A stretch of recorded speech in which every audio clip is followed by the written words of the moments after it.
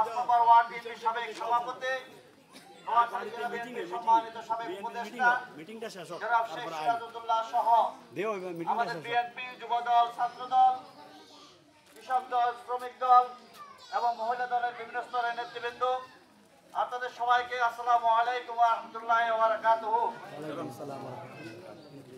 আপনারা আমাদের ভাইরা এখানে আছেন, তাদের সাথে আমাদের দেখা হয়, সাক্ষাৎ হয়, কথা বলার সুযোগ রয়েছে।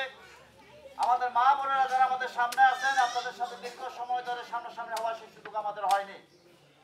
কারণ আপনারা জানেন দীর্ঘ প্রায় 18 বছর আমরা আমাদের স্বাভাবিক জীবন যাপন করতে পারিনি, আমরা আমাদের পারিবারিক জীবন যাপন করতে পারিনি, আমরা বাড়িতে ঘরে ঘুমাতে পারিনি, আমরা পালিয়ে বেড়াতে হয়েছে। স্বল্প সময়ের জন্য আমরা হয়তো প্রোগ্রাম নিয়ে রাস্তা নেমেছি, প্রোগ্রাম শেষ করে আবার আমাদেরকে পালাতে হয়েছে। বিভিন্ন ধরনের মিথ্যা মামলা দিয়ে আমাদের সমস্ত নেতা কর্মীদেরকে হয়রানির উপর রাখা হয়েছে। বারবার আমাদের সকল নেতা কর্মীকে জেলে যেতে হয়েছে, বারবার আমাদের নেতা কর্মীদের বাড়িতে হামলা করা হয়েছে। দোষ শুধু আমাদের একটাই, আমরা গণতন্ত্রের পক্ষে সংগ্রাম করেছি, আমরা আপনাদের ভোটের অধিকারের জন্য রাস্তায় আন্দোলন করেছি, এই ছাড়া আমাদের আর কোনো দোষ ছিল না। দীর্ঘ 18 বছর আন্দোলন সংগ্রাম করার পর গত বছর জুলাই আগস্ট আন্দোলনে 5 আগস্ট শেখ হাসিনা বাংলাদেশের মাটি থেকে বিতাড়িত হয়েছে। আমরা তাদের আওয়ামী অত্যাচার নির্যাতন থেকে আমরা হয়তো রেহাই পেয়েছি, কিন্তু আমরা অপবাদ, অপপ্রচার এবং মানসিক যন্ত্রণা থেকে আমরা মুক্তি পাইনি। আরেকটি অপবাদের জাতাকলে আমরা পিষ্ট হচ্ছি। আপনারা দেখতে পাচ্ছেন বিভিন্ন ভাবে ফেসবুকে, মিডিয়াতে মিথ্যা তথ্য প্রচার করে আমাদের নেতা কর্মীদেরকে চরিত্র হরণ করা হচ্ছে, আমাদের বিরুদ্ধে বিভিন্ন ভাবে অপপ্রচার করা হচ্ছে। আজকে সেই কথাগুলো জবাব দেওয়ার জন্য আপনাদের সামনে এসেছি। প্রিয় মা ও বোনেরা, আমরা 18 বছর আন্দোলন করেছি, আমরা আওয়ামী লীগের সাথে আপোষ করিনি। বেগম জিয়া যদি আওয়ামী লীগের সাথে আপোষ করতো, বেগম জিয়াকে জেল খাটতে হতো না। বেগম জিয়াকে বিনা মামলায়, বিনা দোষে জেলে নিয়ে বিষ প্রয়োগ করে হত্যা করার চেষ্টা করা হয়েছে, এটা আপনারা সকলে জানেন। বেগম জিয়ার কাছে আপোষ করার প্রস্তাব দেওয়া হয়েছে। বেগম জিয়া বলেছেন, আমরা কোন অবৈধ সরকারকে বৈধতা দিয়ে আমরা আপনাদের সাথে আপোষ করব না। আপনারা যদি বাংলাদেশের রাজনীতিতে টিকে থাকতে চান, বেঁচে থাকতে চান, তাহলে বাংলাদেশের জনগণের ভোটের অধিকার ফিরিয়ে দেন, সুশাসন প্রতিষ্ঠা করেন, মানুষকে নির্যাতন নিপীড়নের হাত থেকে রক্ষা করুন। তাহলে আমাদের দাবি একটাই, আপনাদের সাথে আমাদের কোনো বিরোধ হবে না। কিন্তু তখনকার আওয়ামী লীগের সরকার বেগম জিয়ার কথা শুনেনি, আর বেগম জিয়া আপোষ করেনি, যার কারণে বেগম জিয়াকে হত্যা করার সকল চেষ্টা করা হয়েছে, ওনাকে অসুস্থ বানিয়ে দেওয়া হয়েছে, তারেক রহমানকে দেশে আসতে দেওয়া হয়নি। আজকে একটি সুন্দর পরিবেশ এসেছে। আমরা মনে করেছিলাম জনগণের যে ভোটের অধিকারের জন্য আমরা 18 বছর আন্দোলন করেছি, জনগণ হয়তো সে ভোট প্রয়োগের সুযোগ পাবে, কিন্তু সেটা নিয়ে আবার ষড়যন্ত্র হচ্ছে। কোন একটি দল তারা পিআর পদ্ধতি দাবি করছে, যেটা আমাদের সংবিধানে নাই। বাংলাদেশের মাটিতে পিআর পদ্ধতিতে কখনো নির্বাচন হয়নি, আপনারা কেউ সে পদ্ধতিতে ভোট দেন নাই। আমরা ভালোভাবে পিআর পদ্ধতি বুঝিও না, কিন্তু একটি কথা আপনাদেরকে বলতে হবে, জানতে হবে, পিআর পদ্ধতির কিছু বিষয় আছে। সেটা হচ্ছে, এখন যে নির্বাচন পদ্ধতি আছে, সেই নির্বাচন পদ্ধতিতে আপনি আপনার প্রার্থীকে চিনেন, প্রার্থীরা নাম আসবে আপনার কাছে ভোট চাওয়ার জন্য বিভিন্ন দলের পক্ষ থেকে। আপনারা প্রার্থীদের যোগ্যতা যাচাই করে, তাদের গ্রহণযোগ্যতা যাচাই করে, যাকে ভালো মনে করেন তাকে তার মার্কে ভোট দিতে পারবেন। কিন্তু পিআর পদ্ধতিতে কোন প্রার্থী কোন আসনে থাকবে না, শুধু দলীয় মার্কা থাকবে। দলীয় মার্কা আপনাদেরকে ভোট দিতে হবে। এরপর আনুপাতিক হারে সারা বাংলাদেশে কে কতগুলো ভোট পেয়েছে সেটা হিসাব করে ভাগ করে 300 আসন ভাগ করা হবে। কেউ হয়তো 200 আসন পাবে, কেউ 150 এমপি পাবে, কেউ 20 জন, কেউ 2 জন, কেউ 5 জনের এমপি ভাগে পাবে। তারপর কি করবে, দলের পক্ষ থেকে যাকে ইচ্ছা তাকে এমপি হিসাবে আপনাদের আসনে নিয়ে দেওয়া যাবে। সেই ক্ষেত্রে কি হবে, সেই প্রার্থী আপনাদের কাছে কোনো জবাবদিহিতার মুখোমুখি হবে না। কারণ ভোটের আগে তো আপনারা তাকে চিনতেন না, আপনারা তাকে ভোট দেন নাই, আপনারা ভোট দিচ্ছেন দলকে, আপনারা ভোট দিচ্ছেন মার্কাকে। প্রার্থী আপনাদের কাছে কোনো প্রতিশ্রুতি দেয়নি, যার কারণে কোনো প্রতিশ্রুতি বাস্তবায়নের কোনো তাগিদ থাকবে না। আমরা না দেখে, না শুনে, যোগ্যতা যাচাই না করে, কোন প্রার্থীকে না দেখে আমরা কি কাউকে ভোট দিতে পারি? পদ্ধতিকে আপনারা সমর্থন করেন? বাংলাদেশের মানুষ এই পদ্ধতি সমর্থন করে না। তাই আমরা পিয়ার পদ্ধতি মানি না। আমরা চাই স্বাধীনতার পর থেকে বাংলাদেশের মানুষ যেভাবে ভোট দিয়ে তাদের প্রতিনিধি নির্বাচিত করে সেই পদ্ধতিতে যেন বাংলাদেশে নির্বাচন হয় এবং জনগণ তাদের প্রার্থী যোগ্যতা, প্রার্থীর গ্রহণযোগ্যতা দেখে শুনে কথা বলে প্রতিশ্রুতি শুনে যাকে ইচ্ছে তাকে ভোট দিবে, আমরা এটাই চাই। প্রিয় ভাইরা, আজকে আমাদের বিরুদ্ধে কিছু অভিযোগ করা হয়, আমাদের নেতা কর্মী নাকি চাঁদাবাজি করে, আমরা নাকি জালিম। আমরা 18 বছর নির্যাতনের শিকার হয়েছি, আমরা 18 বছর গুম খুনের শিকার হয়েছি, আমরা বাড়িতে করে থাকতে পারিনি, স্বাভাবিক জীবন যাপন করতে পারিনি। আমরা আজকে প্রশ্ন রাখতে চাই, ভাই আমরা তো ক্ষমতা পাইনি, আমরা এখনো ক্ষমতায় আসিনি, তাহলে 18 বছর নির্যাতনের শিকার হওয়ার পর আমরা তো মজলুম, আমরা জালিম হলাম কি করে? যারা আমাদেরকে জালিম করে তারা কি আমাদের প্রতি ন্যায় বিচার করে? তারা কি সত্য কথা বলে? তাহলে কোন খাঁটি মুসলমান অথবা একজন ভালো মানুষ অন্য মানুষকে অপবাদ দিতে পারে না, অপপ্রচার করতে পারে না। আর কেউ যদি বলে তিনি খাঁটি মুসলমান, তাহলে আমাদের ইসলামে কাউকে অপবাদ দেওয়ার সমর্থন করে না। সেটা হচ্ছে গীবত। গীবত হচ্ছে আপনার মরা ভাইয়ের মাংস খাওয়া, গীবত হাদিসে সেটা উল্লেখ করা হয়েছে। তাহলে যিনারা অপপ্রচার করেন, যিনারা ফেসবুকে আমাদের দিকে অপপ্রচার করেন, আমাদেরকে মিথ্যা অপবাদ দেন, তারা কি খাঁটি মুসলমান হতে পারে? না, কোনো খাঁটি মুসলমান অন্য মানুষের বিরুদ্ধে অপপ্রচার করতে পারে না, মিথ্যা অপবাদ দিতে পারে না। আজকে আপনাদেরকে কেউ কেউ বলে যে কোন মার্কায় ভোট দিলে নাকি বেহেশত পাওয়া যাবে, কোন দল করলে নাকি বেহেশতে যাওয়া যাবে। আমরা আপনাদেরকে বলতে চাই, আমাদের নবীজি ওনার মেয়েকে বলেছেন, মা ফাতেমা তোমাকে আমি জান্নাতে নিয়ে যাবো, এই গ্যারান্টি দিতে পারবো না, কারণ গায়েবের মালিক একমাত্র আল্লাহ, আর কেউ গায়েব জানে না, আমাদের নবীজিও জানতেন না। আজকে তারা বলেন কেউ বেহেশতে যাবে, কেউ দোজখে যাবে। যারা এই গায়েবী ক্ষমতা দেখাতে চান তারা কি আমাদের নবীজির চাইতেও বেশি ক্ষমতাধর? আস্তাগফিরুল্লাহ, এটা হতে পারে না। যেটা আমাদের নবীজি জানতেন না সেটা বা পৃথিবীর আর কোনো মানুষ সে গায়েবী জানতে পারে না। এটা এক ধরনের মিথ্যাচার। এটা ইসলামকে নিজেদের স্বার্থে ব্যবহার করা, ইসলামকে বিকৃতভাবে উপস্থাপন করা হচ্ছে। এটা আমরা কোনোভাবে ইসলামের পক্ষে শক্তি হিসেবে সমর্থন করতে পারি না। আজকে বলা হয় যে একটা দলকে ভোট না দিলে নাকি আমরা ইসলাম বিরোধী শক্তি। আচ্ছা, ইসলামে কি সুনির্দিষ্ট কোনো দল আছে? যদি থাকতো, আচ্ছা আমরা তো আমাদের কেবলা কোথায়? সৌদি আরব। সৌদি আরবে কি বিএনপি, জামাত, আওয়ামী লীগ এরকম কোনো দল আছে? তারা কোনো দলীয় মার্কে ভোট দেয় না। তার কারণ হচ্ছে ইসলামে গণতন্ত্রের কোনো সুযোগ নাই। ইসলামে হচ্ছে শরিয়া আইন, সেটা খেলাফতি বিষয়। ইসলামে গণতন্ত্রের কোনো সুযোগ নাই। যেমন আমরা সৌদি আরবে আমাদের ইসলামী শাসন আছে, শরিয়া আইন দ্বারা শাসিত হয়। সেখানে কোনো গণতন্ত্র নাই, সেখানে কোনো রাজনৈতিক দল নাই, কাউকে ভোট দিতে হয় না। তো যদি কোনো নির্দিষ্ট দলকে ভোট দিলে যদি বেহেশতে যাওয়া যেত, তাহলে যেখানে আমাদের নবীজির জন্মভূমি, যেখানে আমাদের মক্কা মদিনা, সেখানকার মানুষ তো কোনো মার্কায় ভোট দেয় না, কোনো রাজনৈতিক দল করে না, তার মানে কি তারা বেহেশতে যাবে না? না, এটা হতে পারে না। এটা এক ধরনের মিথ্যাচার। প্রিয় ভাইরা, আজকে আরেকটি বিষয় বাইরে এসেছে যে মসজিদের বিষয় ভিতর মিটিং করা হয়, বক্তৃতা দেওয়া হয়, কমিটি করা হয়।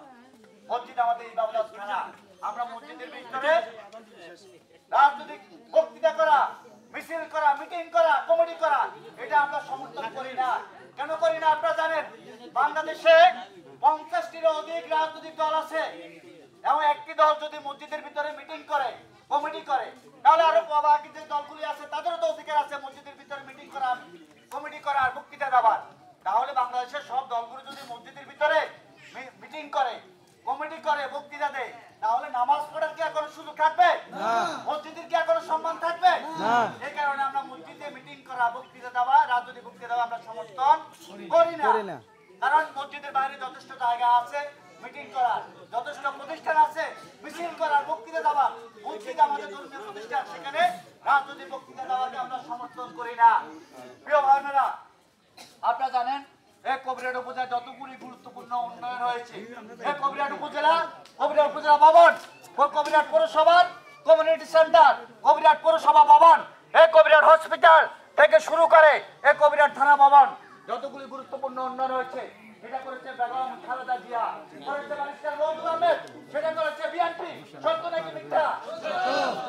আপনি জানেন 5 আগস্ট শেখ হাসিনা বিদায় নিয়েছে, 5 আগস্টের পরেও এই কবিরহাটে যে উন্নয়ন হচ্ছে, এই উন্নয়নের টাকা বরাদ্দ আনার জন্য আমরা অস্বীকার করে যাচ্ছি। আমরা নিজ থেকে গিয়ে মন্ত্রণালয়ে গিয়ে আমাদের যেসব সম্পর্কিত লোক আছে তাদেরকে দিয়ে সুপারিশ করে আমরা আপনাদের রাস্তা পাকা করার বরাদ্দ এনে দিচ্ছি, কবিরাটে ভ্রমণ করার টাকা বরাদ্দ এনে দিচ্ছি। ইতিমধ্যে প্রায় 2 কোটি টাকার উন্নয়ন বরাদ্দের টাকা আমরা এনে দিয়েছি। আবার আগামী সপ্তাহ 10 দিনের মধ্যে আমরা আশা করি 8 নম্বর ও 9 নম্বরে একটা বড় রাস্তা, সেখানে প্রায় 1 কোটি টাকার একটা বরাদ্দ আসবে। আমরা আশা রাখছি ইনশাআল্লাহ আগামী নির্বাচনের আগে, জাতীয় নির্বাচনের আগে ইনশাআল্লাহ আমরা 10 কোটি টাকার একটা বরাদ্দ নিয়ে কাজ করে যাচ্ছি, তদবির করে যাচ্ছি।